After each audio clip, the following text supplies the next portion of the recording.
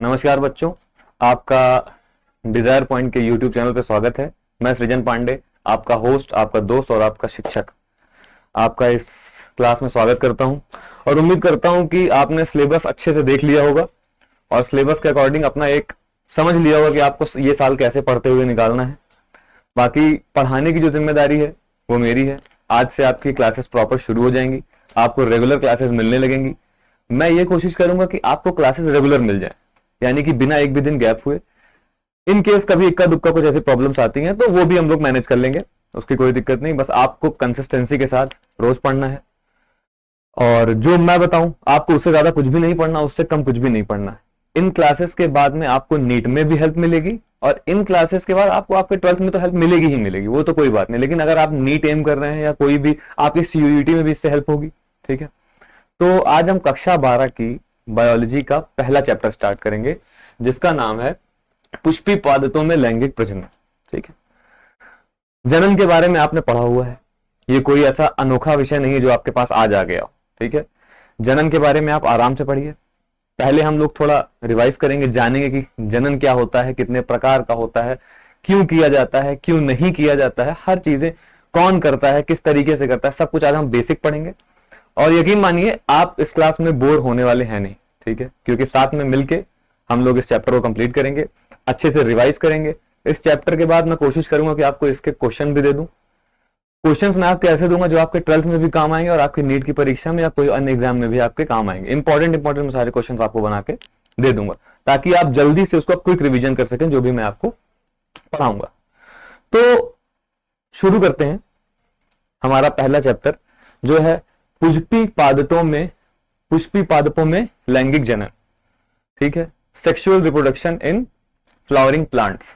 आप लिख सकते हो sexual reproduction in flowering plants. अब अगर हम पौधों की बात करते हैं तो अभी आप आगे जाके इंसानों के बारे में पढ़ोगे कि मनुष्यों में लैंगिक जनन कैसे होता है। लेकिन उसके पहले आपका ये जानना जरूरी है कि जनन क्यों करना जरूरी है। समझ रहे, जनन होता क्या है, क्या जरूरत है जनन करने की। सबसे पहले आप ये बताइए कि सजीव और निर्जीव में क्या अंतर होता है। तो आप बोलोगे सर सजीव वृद्धि करता है, तो मैं आपको बता दूं वृद्धि तो निर्जीव भी करता है। पूछिए कैसे। भाई कूड़ा है, एक के ऊपर एक रखते जाओ, वृद्धि हो रही है, कैसी भी वृद्धि हो रही पर वृद्धि तो हो ही रही है। ठीक है, तो निर्जीव भी तो वृद्धि कर रहा है, तो मतलब वृद्धि कोई भी कर सकता है। अब लकड़ी डाल दो पानी में, थोड़ी फूल गई, वृद्धि हो गई, वृद्धि तो हुई ही। अब आप बोल दो सजीव निर्जीव, बात अलग। मतलब कि वृद्धि किसी में भी हो सकती है। फिर एक आता है कि जो सजीव होते हैं वो गति कर सकते हैं, निर्जीव गति नहीं करते। अब सजीव हम गति करते हैं पर पौधे भी तो सजीव हैं, पर वो तो गति नहीं करते, वो तो अचल होते हैं। और यही आप पन्नी गिरा दो हवा से, वो भी गति कर देगी, तो क्या वो सजीव हो गई? नहीं। मतलब कि निर्जीव भी इनडायरेक्टली ही सही लेकिन गति कर सकते हैं। लेकिन सजीव प्रजनन कर सकते हैं। दुनिया का कोई भी निर्जीव चीज, निर्जीव सब्सटेंस कभी भी प्रजनन नहीं कर सकता। तो ये भी कह सकते हो कि प्रजनन करना या जनन करना केवल सजीवों का ही एकमात्र लक्षण है।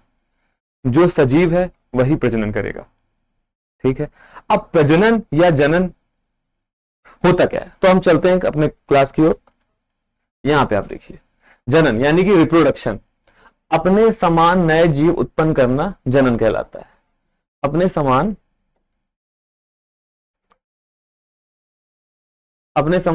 नए जीव उत्पन्न करना।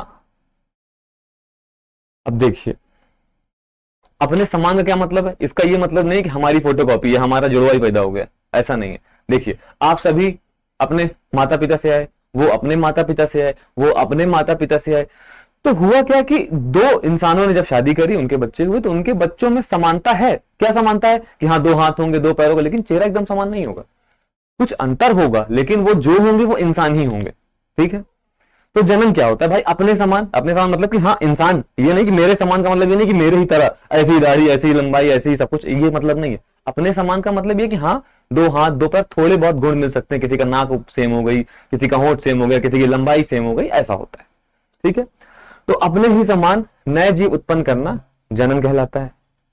सवाल यह है कि क्या सभी जनन करते हैं? बिल्कुल, जितने भी जीवित प्राणी हैं, चाहे वो पौधे हों, चाहे वो विषाणु हों, विषाणु तो जीवित और मृत के बीच का है, लेकिन फिर भी समझो, चाहे पौधे हों, चाहे बैक्टीरिया हो यानी कि जीवाणु, चाहे कवक हो, चाहे फंजाई हो, चाहे शैवाल हो, चाहे एल्गी हो, पौधे हो, हाथी घोड़ा, सब जनन करते हैं। और जनन करना उनका लक्षण इसलिए क्योंकि उनको अपनी प्रजाति को आगे बढ़ाना है। ठीक है, अब सुनो, अपने ही समान नए जीव उत्पन्न करना जनन कहलाता है। और आप एक लाइन ऐसे भी लिख सकते हो कि सभी जीवित प्राणी जनन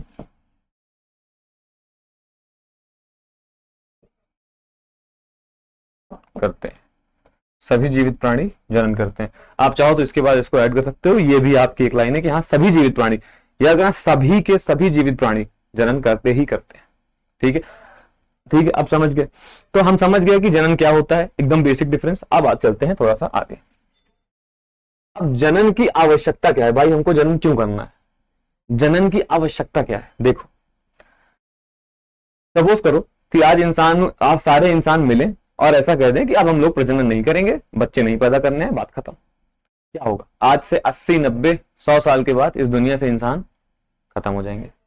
ठीक है, अच्छा, अगर सभी जानवरों को ये कर दिया जाए कि कोई भी जानवर जनन नहीं करेगा, सबको अलग अलग बंद कर दो, जनन होगा ही नहीं, तो क्या होगा, 100 साल 20 साल 50 साल 150 साल 400 साल बाद आज सारे जानवर जितने हैं सब खत्म हो जाएंगे।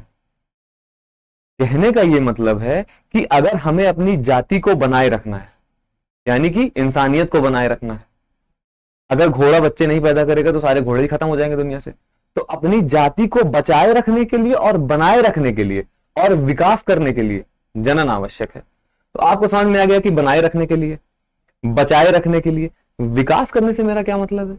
देखिए, विकास करने से मेरा यह मतलब है कि जैसे इंसान आज से जैसे 10,000 20,000 साल पहले होते थे, अब हम लोग और विकसित हो चुके हैं। हर प्राणी अपनी तरह से विकसित हो रहा है। पहले हम लोगों के शरीर पे खूब ज्यादा बाल होते थे, लेकिन कपड़े पहनने के कारण और घरों के अंदर रहने के कारण वो बालों की जो मात्रा है वो कम होती चली जा रही। ठीक है, इसको क्या बोलते हो, विकास। पहले इंसान कम समझदार होता था, अब धीमे धीमे उसका दिमाग विकसित हो रहा है, तो वो ज्यादा समझदार, ज्यादा उसका आईक्यू लेवल बहुत अच्छा हो रहा है। तो अगर तुम्हारी जाति का अस्तित्व बना हुआ है तो तुम विकास भी करोगे। और पता है, वैज्ञानिकों का दावा है कि आने वाले 10-20 हजार सालों में ना, ये जो तुम्हारी 5वीं उंगली ना, छोटी वाली, हाथ की और पैर की, वो गायब हो जाएगी। क्यों, क्योंकि देखो, हम इन सब का तो उपयोग करते हैं, लेकिन इस उंगली का उपयोग ज्यादा नहीं करते हैं। सबने ध्यान दिया होगा, पैर की छोटी वाली उंगली का उपयोग ज्यादा नहीं करते हैं। तो वैज्ञानिकों का दावा है कि आने वाले कुछ हजार सालों में हमारी ये छोटी उंगली विलुप्त हो जाएगी हमारे शरीर से। तो तुम्हारे पास केवल 4 उंगलियां होंगी, बस ऐसे करके 4, छोटी वाली नहीं होगी। और क्या होगा पता है, हम लोग के सर का आकार ऐसे गुंबद जैसा हो जाएगा। एलियन का देखा है ना मूवीज में, जैसे एलियंस होते हैं, ऐसे सर है, ऐसे उनका गुंबद जैसा हो जाएगा। क्यों, क्योंकि उनका दिमाग विकसित होगा, तो इसका आकार भी बढ़ जाएगा। और क्या होगा भविष्य में, वैज्ञानिकों का दावा है कि उनके शरीर के सारे बाल गायब हो जाएंगे। बाल क्यों गायब होंगे भाई, कपड़े पहन रहे हो, बालों की जरूरत ही नहीं है।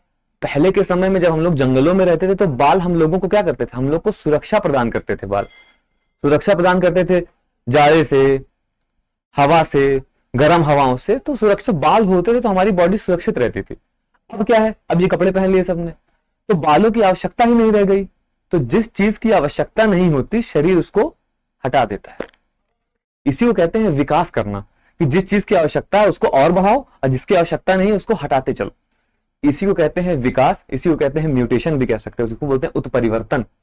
ठीक है, अब ये जो विकास की कहानी है वो आपने सुन ली। ठीक है, इंसानों के बाल गायब, तो इंसान भी विकसित हुआ है और आगे भी विकसित होता रहेगा। लेकिन कब विकसित होगा भाई, जब उसकी जाति के बच्चे आगे पैदा होंगे। बच्चे ही ना पैदा हो, इंसान ही खत्म हो जाए तो क्या विकास, समझ गए। तो मेरा यही कहना है कि सभी जीव अपनी जाति का अस्तित्व बनाए रखने के लिए जनन करते हैं। यही लिखा भी हुआ, देखो, अपनी जाति व पृथ्वी पर जीवन के अस्तित्व को बनाए रखने हेतु, याद रखना, जीवन का अस्तित्व।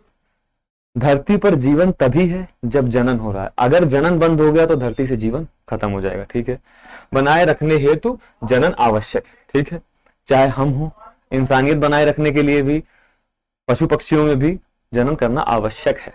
ठीक है, आगे चलते हैं। इसको आप लिख भी सकते हैं साथ में, चाहे तो बाद में दोबारा लिख लीजिए, अभी पढ़ लीजिए। आपको इसकी, हाँ मैं आपको बता दूं कि आपको कक्षा 12 और 11 की नोट्स भी प्रोवाइड कराई जाएगी ऐप पर, ठीक है। आपको इसकी प्रॉपर नोट्स मिल जाएगी। आप उसको चाहे तो अपने पास पीडीएफ में रख लें या उसको आप प्रिंट करा लें, आपको आपकी सुविधा के लिए हम लोग यहाँ पूरा काम कर रहे हैं। चलिए अब आता है जीवन अवधि। जीवन अवधि क्या है? जब कोई बच्चा पैदा होता है तब से लेकर जब तक वो नेचुरली मरता है, यानी प्राकृतिक रूप से, ऐसा नहीं कि एक्सीडेंट हो गया तो गोली लग गई, ये सब नहीं, जब वो प्राकृतिक रूप से मरता है उसको बोलते हैं जीवन अवधि। अब प्राकृतिक रूप से मरना क्या है? अब ऐसा नहीं कि कोई कारण पता नहीं चला और वो मर गया, मतलब वो बूढ़ा हुआ, इतना कमजोर हो गया कि उसकी शरीर साथ नहीं दे सकती, उसके अंगों ने काम करना बंद कर दिया, तब कहते हैं प्राकृतिक मृत्यु। कोई दुर्घटना हो गई उसको प्राकृतिक मृत्यु नहीं को बोलते हैं, ठीक है। अब कोई 5 साल में मर गया तो क्या उसका जीवन 5 साल का होता है? नहीं, उसका जीवन था लेकिन दुर्घटना हो गई या ऐसी कोई बात हो गई जिससे जीवन आगे कंटिन्यू नहीं हो पाया। तो जन्म से लेकर प्राकृतिक मृत्यु तक, प्राकृतिक मृत्यु आप लोग समझ गए कि वो नेचुरली मरे, बिना किसी रोग के, बिना किसी दुर्घटना के। जब कोई इंसान नेचुरली मरता है यानी प्राकृतिक रूप से मरता है कि हाँ उसका समय समाप्त हो गया, उसको कहते हैं जीवन अवधि। तो देख लो यहाँ पे, किसी जीव के जन्म से लेकर, देखो मैं इंपॉर्टेंट पॉइंट्स को हाईलाइट कर दे रहा हूं, उसको बोलते हैं कीवर्ड्स, ठीक है। तुमको पूरा रटने की जरूरत नहीं है कि तुम बैठ के रट्टा मार रहे हो, अगर रटने बैठोगे तो फिर इतनी इतनी पोथी है, फिर उसी भर के हो जाओगे। केवल की पॉइंट याद रखो। अब की पॉइंट जैसे समझ लो, पुराने पेज समझ लो। देखो अब जैसे जनन की परिभाषा क्या है, तुमको पूरा रटने की जरूरत नहीं है, इतना देखो, नए जीव उत्पन्न करना, बस। अब उसके आगे तुम एग्जाम में बना के लिख सकते हो, अपने ही समान नए जीव उत्पन्न करना जन्म कहलाता है या सजीवों का लक्षण है, ऐसे ही आगे देख लो। देखो अब जनन की आवश्यकता क्या है, बस तुम इतना याद रखो, जीवन का अस्तित्व, ठीक है। इसको बोलते हैं की पॉइंट्स। परिभाषा इतनी बड़ी होती है, तुम्हें पूरा रटने की जरूरत नहीं है, केवल उसके कुछ जरूरी शब्द होते हैं, उन शब्दों को, उस टर्म को समझ लो, तुमको याद करने की जरूरत पड़ेगी ही नहीं, और ना ही दिमाग पे बर्डन होगा, और सबसे जरूरी बात, समझ में आ जाएगा। केवल पढ़ के नंबर पा लिए वो काफी नहीं है, सब्जेक्ट पर पकड़ होनी चाहिए, समझ होनी चाहिए कि कोई बच्चा भी पूछे तुम उसको अपनी आसान भाषा में समझा सको, ठीक है। अब ये नहीं कि तुम बहुत भयंकर बायोलॉजिकल लैंग्वेज में आंसर दे दे रहे हो और समझ में कुछ नहीं आ रहा है। आसान भाषा में पढ़ो, आसान भाषा में लिखो, आसान भाषा में समझो, आना जरूरी है, दिखाना जरूरी नहीं है, समझे। तो इसमें क्या है, बस जीवन का अस्तित्व, ये याद रख लो। कभी पूछेगा कि जनन की आवश्यकता क्यों है, तुम आराम से लिख सकते हो, जीवन के अस्तित्व को बनाए रखने के लिए जनन आवश्यक है, बात खत्म। अब ऐसे ही आ जाओ नेक्स्ट पे। अब इसमें मैं की पॉइंट अंडरलाइन कर रहा हूं, ठीक है। किसी जीव के जन्म से लेकर प्राकृतिक मृत्यु, क्या लिखना है, ऐसे डाल दो अपनी कॉपी में, ऐसे कीवर्ड बना लो, ऐसे डाल दो जन्म, और फिर डैश डाल दो प्राकृतिक मृत्यु, ये प्राकृतिक मृत्यु, ठीक है, प्राकृतिक मृत्यु। अब जब तुमने इसको लिख दिया जन्म प्राकृतिक मृत्यु, अब देखो अगर मैं तुम्हारी जाऊंगा तो मैं इसकी एक शॉर्ट ट्रिक बनाऊंगा, ऐसे करूंगा और इसको लिख दूंगा जीवन अवधि, जीवन अवधि, ठीक है। अब देखो इतनी बड़ी डेफिनेशन और ये छोटी सी लाइन, दोनों एक ही काम कर रही है। जन्म से लेकर प्राकृतिक मृत्यु के बीच में जो समय होता है उसे क्या बोलते हैं, जीवन अवधि। ये ज्यादा आसान है या इसको रटना ज्यादा आसान है? देखो करना तुमको है, मैंने बता दिया, तुम चाहे इससे पढ़ लो चाहे इससे पढ़ लो, मुझे आपत्ति नहीं, लेकिन हाँ इससे थोड़ा आसान हो जाएगा ऐसा मुझे लगता है। अगर किसी को डायरेक्टली याद हो जाता हो या समझ में आ जाता हो तो बहुत अच्छी, भाई आपकी मेमोरी बहुत शार्प है, मुझे भी खुशी होगी कि आप ऐसे ही पढ़ ले रहे हो। पर ऐसे भी पढ़ने में कोई बुराई नहीं है, अपने आप से ट्रिक बना लो, खुद से याद करो, बार बार उसको रिवाइज करो, चीजें अपने आप दिमाग में रहेंगी। अब देखो किसी जीव के जन्म से लेकर उसकी प्राकृतिक मृत्यु तक के समय को जीवन अवधि कहते हैं, ठीक है। अच्छा देखो सभी जीव कभी ना कभी मरते हैं, परंतु एक कोश की जीव, हाँ ये पढ़ने वाली बात है। देखो मान लो कोई इंसान है, ठीक है, मान लो कोई इंसान है, ठीक है। अब ये इंसान मरेगा, खत्म कहानी, ये इंसान भाई मर गया, मान लो, अब क्या हुआ, इसका कहानी खत्म। लेकिन जो एक कोशिकी जीव होते हैं, मान लो ये एक कोशिकी कोई जीव है, ठीक है, अमीबा या पैरामीशियम कुछ भी मान लो, ये एक कोशिकी जीव है, ठीक है।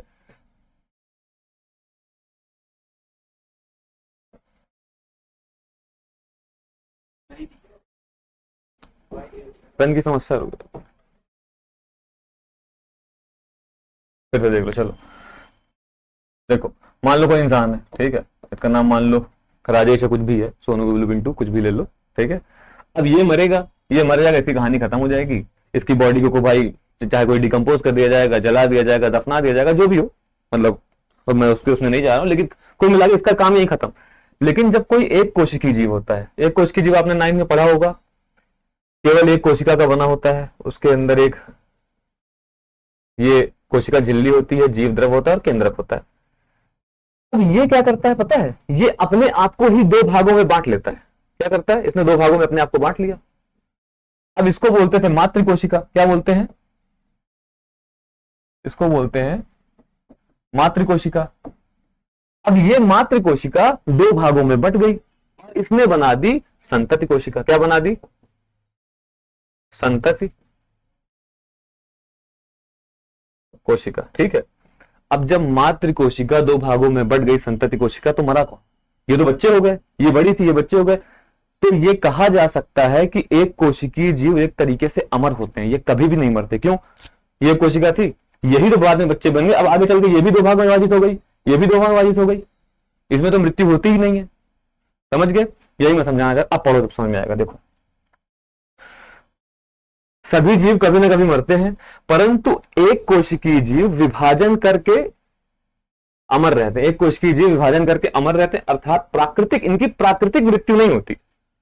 हो सकता है कि ये अपनी कोशिका झिल्ली को बदल दें, कुछ भी कर दें, नए रूप में आ जाए, लेकिन ऐसा नहीं होता कि हाँ वो देखो वो मरा हुआ है। हाँ, जब तक कि भाई अब तुम सोचो कि ये लो बैक्टीरिया लेके एसिड डाल दे, तब तो वो मर ही जाएगा। प्राकृतिक मृत्यु नहीं होती। अब तुमने कोई उसमें एंटीबायोटिक डाल दी, भाई तुम्हारे शरीर में मान लो तुम्हें मलेरिया हुआ। अब मलेरिया क्या मतलब है, वो तुम्हारे शरीर में प्लाज्मोडियम घूम रहा है, अब तुमने दवाई खा के उसको मार दिया, बात अलग है। प्राकृतिक मृत्यु नहीं होगी। अमीबा जो है, अमीबा विभाजन करता रहेगा, अमर रहेगा, कभी नहीं मरेगा। अब तुम लेके पहुंच गए HCl और उसमें डाल दिया, घोल दिया, तो मर ही जाएगा।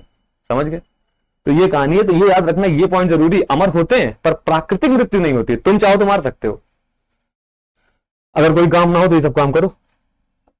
अब आगे चलते हैं। देखो, हाँ जीवन अवधि की बात बता रहा हूं। देखो, हाँ जीवन अवधि को एक बात बताता हूं। देखो, कुछ जीव ऐसे होते हैं जो कि बहुत लंबा जीते हैं, और कुछ जीव ऐसे होते हैं जो कि तुमको मैं बताऊंगा अभी, तुम्हें यकीन नहीं होगा कि इतना छोटे जीवन में वो क्या कर लेते हो। अब जीवन अवधि निर्भर किस पर करती है, ये बात आज भी चर्चा का विषय है। इंसानों में बहुत डिफरेंस है। जैसे इंडियन लोग की जो एवरेज आयु होती है, मतलब जो भारतीय होते हैं, वो लगभग 50 से 60 साल एवरेज जीते हैं। हाँ, कुछ एक आध 80-90 साल पहुंच गए, बाकी सब 50 से 60 एवरेज औसत रूप से इतना ही जीते हैं। लेकिन जो जापानी लोग होते हैं वो एवरेज 100 साल जीते हैं। मतलब समझ रहे हो, कोई 125 साल का हो रहा है, कोई 115 साल का हो रहा है, 80 साल के नीचे तो कोई नहीं मर रहा वहां पे। अब सवाल ये है क्यों, जागरूकता। ठीक है, हमारे तुम्हारे यहाँ क्या होता है, खा के पड़े हैं।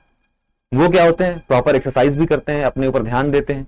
क्यों, क्योंकि वो जागरूक हैं। जागरूक कैसे हैं, क्योंकि पढ़े लिखे हैं।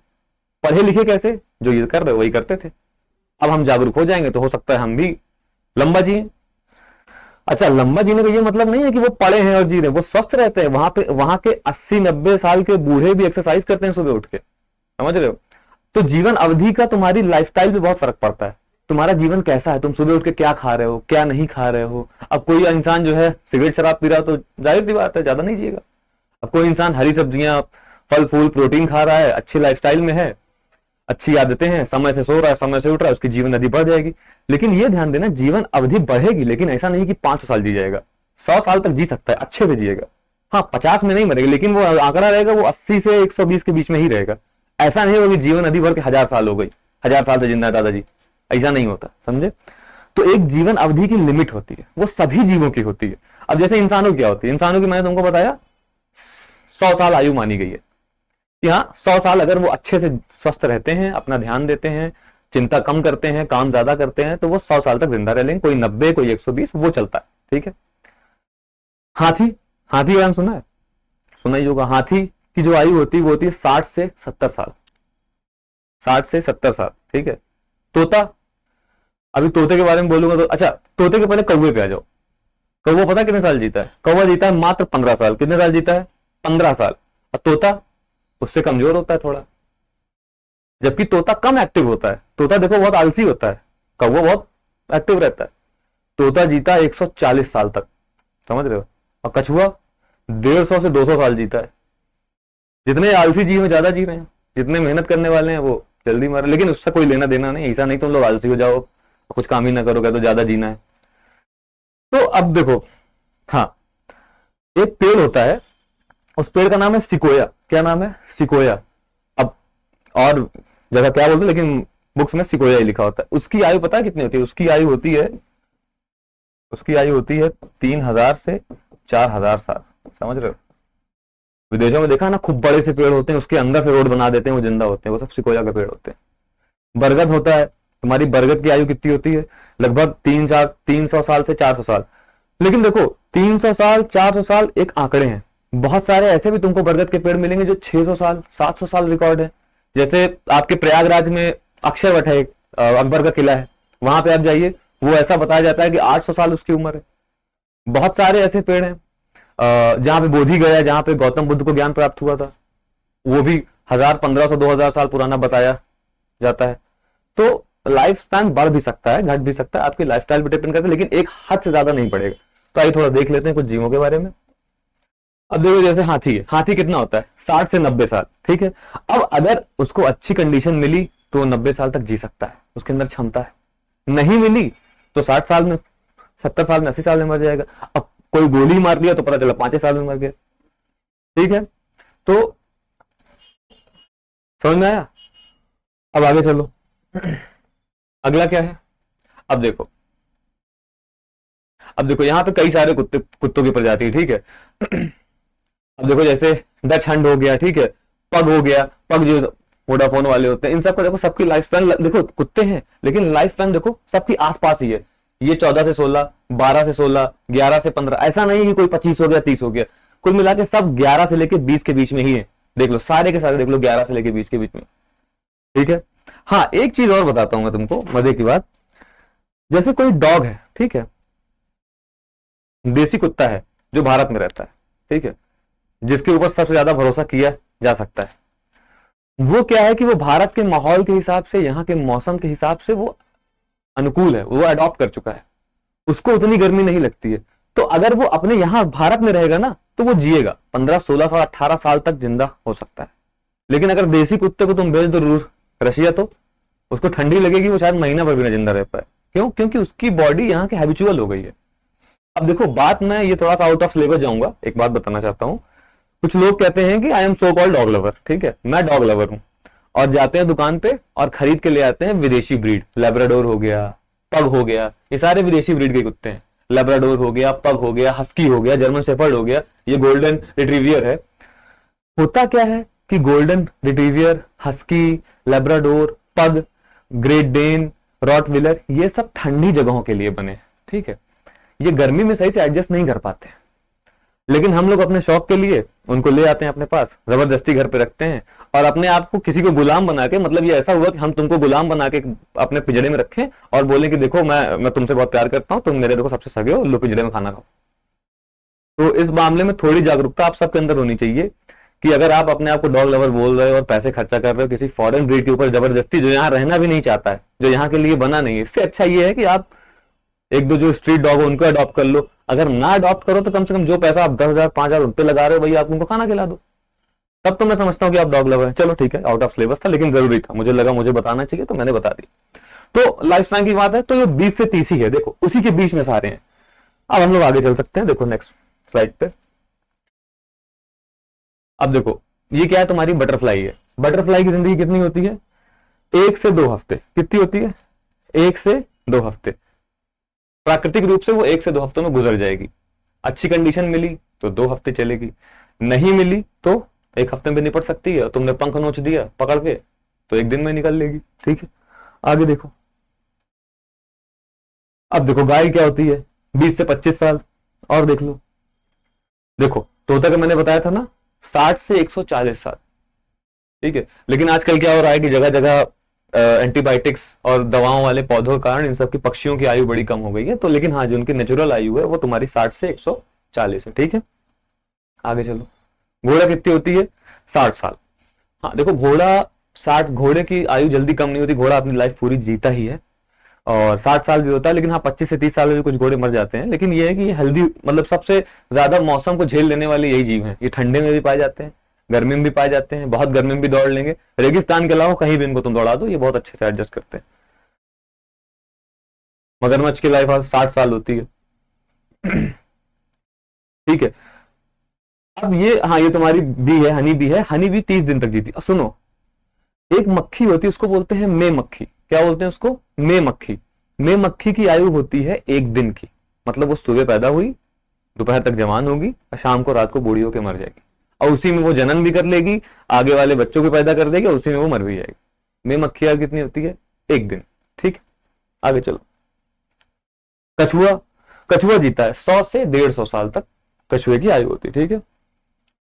अब ऐसे कि केले के पेड़ की आयु कितनी होती है? 25 साल। बरगद का पेड़ 200 साल एवरेज है।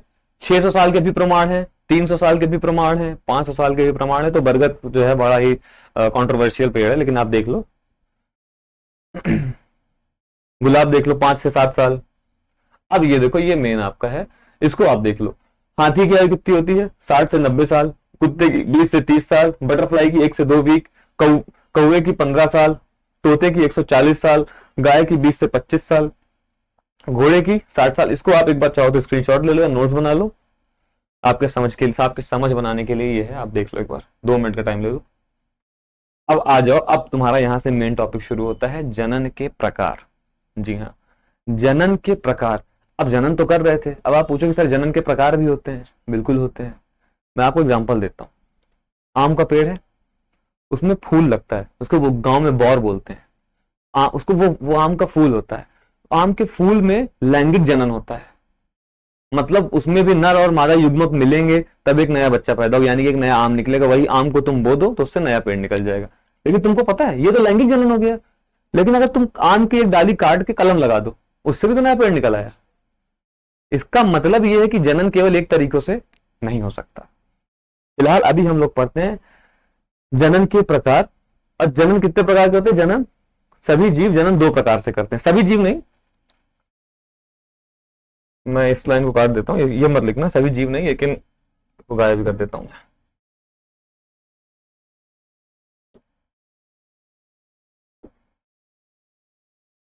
लो, अब सही है। देखो, जीव जनन 2 प्रकार से करते हैं, एक अलैंगिक जनन और दूसरा लैंगिक जनन। सबसे पहले हम लैंगिक जनन के बारे में पढ़ लेते हैं। अलैंगिक मैं आपको समझा ही देता हूं क्या होता है लैंगिक जनन और अलैंगिक जनन। सबसे पहले हम देख लेते हैं अलैंगिक जनन क्या होता है।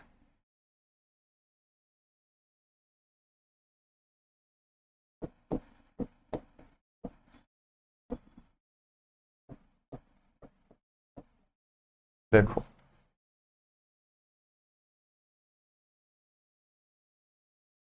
जब भी ऐसा जनन जहां पर नर या मादा की आवश्यकता ना हो, मादा स्वयं से ही बच्चे पैदा कर सकती है और नर भी स्वयं से ही बच्चे पैदा कर दे, उसको किसी की जरूरत ना हो, मतलब कि जहां पर 2 पार्टनर्स नहीं लगे, उसको बोलते हैं अलैंगिक जनन। जैसे एक आम का पेड़ है, भाई मान लो ये आम का पेड़ है, ऐसे मान लो ये आम का पेड़ है। ठीक है, ये आम का पेड़ है। अब मैंने इसकी एक डंडी काटी और इसको आगे यहां लगा दिया, अब ये नया पेड़ बन गया। तो क्या इसमें नर और मादा की आवश्यकता पड़ी? नहीं, इसी के शरीर का हिस्सा काटा और हमने इसको लगा दिया। ठीक है, तो ये अलैंगिक जनन हो गया। क्यों? इसमें ना कोई लैंगिक अंग का इस्तेमाल हुआ, ना इसमें कोई दूसरा नर या मादे की बात हुई, बस इसमें उसका एक अंग को काटा गया और लगा दिया गया। ऐसा समझो कि मान लो ये कोई इंसान है, मैं इस इंसान का एक हाथ काटूं और यहां कहीं ऐसे जाके लैब में एक नया इंसान बना दूं, तो क्या इसके लिए किसी पति पत्नी शादी की जरूरत पड़ी? कुछ नहीं, कोई लैंगिक जनन नहीं हुआ, बस सीधे हाथ काटा, हाथ से उसका निकल गया। वैसे ही क्या, इस पेड़ का कोई ऐसा हिस्सा हमने काटा, उसको लैब में या तो जमीन में कहीं भी उसको हमने ग्रो कर दिया, बड़ा कर दिया, और वो एक नए पौधे के रूप में उसका जन्म हो गया। तो ऐसा जनन जहां पर नर या मादा की आवश्यकता ना हो, केवल अकेला नर या अकेला मादा ही विभिन्न विधियों द्वारा नए संततियों को जन्म देता है, ऐसी प्रक्रिया कहलाती है अलैंगिक जनन। ठीक है, अब देखो अलैंगिक जनन की एक बहुत अच्छी बात होती है, वो मैं आपको समझाता हूं। देखो नए पेज पे, भाई मान लो ये एक पेड़, ये मान लो ऐसे ये एक पेड़ है, इसके आम बहुत मीठे होते हैं, ये बहुत बढ़िया आम है। और एक ये आम का पेड़ है, इसके आम मतलब मीठे नहीं होते, बड़े होते हैं लेकिन खट्टे होते हैं। अब देखो, इससे बढ़िया अचार बनता है और इससे बढ़िया आम मीठे, मैंगो शेक इसका बढ़िया बनता है। ठीक है, अब तुम समझो, मान लो मुझे मैंगो शेक बनाने की दुकान खोलनी है, फैक्ट्री बनानी है, तो मैं चाहूंगा ना कि मुझे यही वाला आम मिले। लेकिन अगर मैं इन दोनों के बीच में लैंगिक जनन करवाऊंगा, अगर मैंने इन दोनों के बीच में लैंगिक जनन करवाया, तो जो बच्चे निकलेंगे या तो वो इसकी तरह होंगे या तो वो इसकी तरह होंगे। अगर इसकी तरह हुए तब तो अच्छी बात है, लेकिन अगर इसकी तरह हुए तो मेरी दुकान बंद, कोई दिक्कत वाली बात ही नहीं। ठीक है, तो मुझे क्या चाहिए, मुझे केवल ये मीठे वाले आम चाहिए। अगर मुझे मीठे वाले आम चाहिए तो मुझे किसी तरीके से इस वाले पौधे को हटाना पड़ेगा अपने रास्ते से। तब मैं क्या करूंगा, मैं इसी पौधे का एक हिस्सा काटूंगा और उसको यहां पे लगा दूंगा, तो उससे एक नया पौधा निकल जाएगा। इससे होगा क्या भाई, इसके अकेले ने इस पौधे को जन्म दिया, मतलब इस पौधे के अंदर अपने पिता के सारे लक्षण मौजूद होंगे, मुझे मिल जाएगा एकदम मीठा पौधा। समझ में आया? तो लैंगिक जनन से क्या होता है कि जो लक्षण हमको चाहिए वो लक्षण हमको मिल जाएंगे। आई बात? सॉरी, अलैंगिक जनन में दोबारा समझा दूं एक बार, तो देखो एक बार दोबारा देख लो, मैं बता देता हूं थोड़ा सा। देखो भाई, मान लो ये एक आम का पेड़ है, इसके आम बहुत मीठे होते हैं, और एक ये आम का पेड़ है, इसके आम बहुत खट्टे होते हैं। ये आम अचार के लिए बढ़िया है और वो आम मैंगो शेक के लिए बढ़िया है। मुझे मैंगो शेक की दुकान खोलनी है, तो मैं क्या करूंगा, मुझे चाहिए ये वाला पौधा। अगर मैंने दोनों में लैंगिक जनन करवाया, क्या करवाया, लैंगिक जनन करवा दिया, तो पौधे इसकी तरह भी बन सकते हैं और इसकी तरह भी बन सकते हैं। तब उसमें 50-50% संभावना होती है कि हाँ भैया पौधा ये बनेगा या ये बनेगा, लेकिन मुझे तो कंफर्म यही चाहिए, क्योंकि मुझे तो भाई बिजनेस देखना है ना। तो मैं इस पौधे को हटा दूंगा, कहूंगा मुझे लैंगिक जनन नहीं करना है। ठीक है, मैं क्या करूंगा, इसका अलैंगिक जनन करवाऊंगा, इसके इस भाग को काटूंगा, इसको यहां पे लगाऊंगा, और कुछ दिनों में इससे नया पौधा बन जाएगा जो कि सेम इसी की फोटोकॉपी होगी। समझ गए? तो अलैंगिक जनन में क्या होता है कि जो गुण आपको चाहिए संतानों में आपको वो गुण तुरंत प्राप्त हो जाएंगे। ठीक है, ये होता है अलैंगिक जनन का फायदा। अब इसका एक नुकसान भी होता है। नुकसान क्या होता है कि मान लो इसको कोई रोग है जो बार बार लग जाता है, तो वही रोग ना इस पौधे में भी बार बार लग जाएगा, और हाँ कभी भी कोई नया लक्षण प्रकट नहीं होगा। लैंगिक जनन में क्या होता है, हो सकता है माता पिता का मिला के कोई नया लक्षण प्रकट हो गया, इसमें ऐसा कुछ नहीं होगा। ठीक है, इसमें ऐसा कुछ नहीं होगा। मतलब मैं मानता हूं कि अलैंगिक जनन का थोड़ा सा हिस्सा समझ में आ गया होगा कि होता क्या है। अब एक बार थोड़ा लैंगिक जनन के बारे में जान लेते हैं, फिर क्लास को हम लोग एंड करेंगे आज यहीं पे। कल मैं आपको पुष्पों में लैंगिक जनन के बारे में समझाऊंगा। ठीक है, अब देख लो लैंगिक जनन क्या होता है।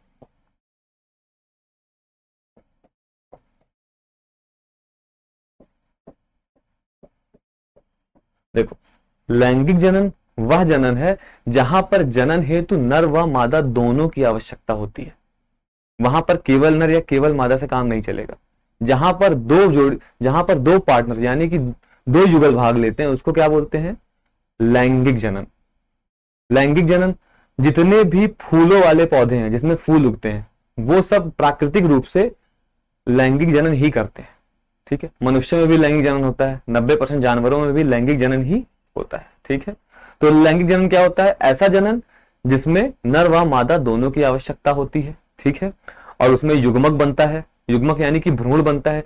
जबकि अलैंगिक जनन में कोई भ्रूण नहीं बन रहा था, डायरेक्ट तुमने डाली काटी और उसको लगा दिया।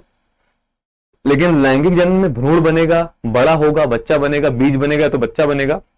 ठीक है, तो मैं उम्मीद करता हूं कि लैंगिक जनन आपको समझ में आ गया होगा। अब कल से हम लोग प्रॉपर अपने टॉपिक पे आएंगे कि हाँ पौधों में लैंगिक जनन किस प्रकार का होता है। तो पुष्प की संरचना होती है, उसमें जो है फिलामेंट होता है। ठीक है, पुंकेसर, स्त्री केसर, उसकी ओवरी होती। कल इस पूरे स्ट्रक्चर को हम लोग सचित्र जो है डिस्कस करेंगे। आप लोग का काम ये है कि इसको आप रिवाइज करिए। और देखो एक बात मैं आपको बताऊं, जब भी आप पढ़िए तो थोड़ा सा आप एक पेज आगे का पढ़िए, ताकि जब मैं कल उसे समझाऊं उस टॉपिक को तो आपको ये ना लगे कि मैं पता नहीं क्या एलियन चीज आपको बता रहा हूं। भले ही आपको समझ में आए या ना आए, लेकिन उस किताब का आप 2 पेज अपने आप से पढ़ो, आए या ना आए। मैंने क्या बोला, समझ में नहीं आ रहा है कोई बात नहीं, रीडिंग लगा डालो, आ गया बहुत अच्छी बात है। जब आप पढ़ोगे तो जब मैं आपको अगले दिन समझाऊंगा वो जो शब्द आपके दिमाग में आएंगे, हाँ ये मैंने कल पढ़ा था, ठीक है, तो आपको याद आएगा कि अच्छा इसका ये मतलब होता है, तो आप ज्यादा अच्छे से कनेक्ट कर पाओगे। बाकी मैं तो यहाँ ही हूं पढ़ाने के लिए। ठीक है, तो कल हम लोग प्रॉपर उसके बारे में सचित्र पढ़ेंगे। पीडीएफ आपको मिलेगी, लेकिन जो मैं रेकमेंड करूंगा, मैं यही रेकमेंड करूंगा कि आप अपनी एक नोट्स भी बनाते रहे, हैंड रिटन नोट्स। ये तो मिल जाएगा, मान लो मैं दे दूंगा, लेकिन मैं चाहूंगा कि आप अपनी नोट्स बनाएं ताकि एंड आप ज्यादा अच्छे से उसको समझ पाएंगे। ठीक है, तो आज के लिए मैं आपसे अलविदा लेता हूं। स्वस्थ रहिए, सुखी रहिए, धन्यवाद। कल मुलाकात करते हैं।